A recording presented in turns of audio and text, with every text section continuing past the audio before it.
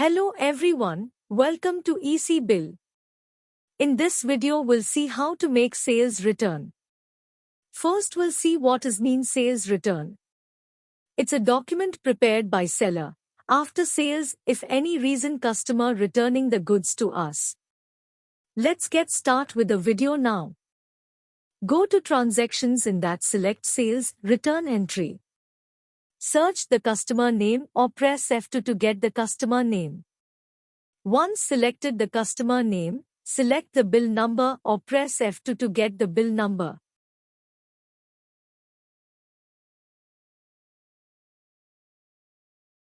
Here we'll get the list of sales items which we done.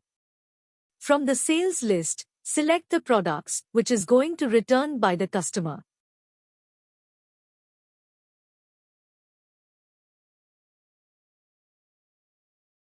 We will get return items details here. From the return items, here if customer want to add or reduce items means we make the quantity changes here. Once done, save it. Thank you.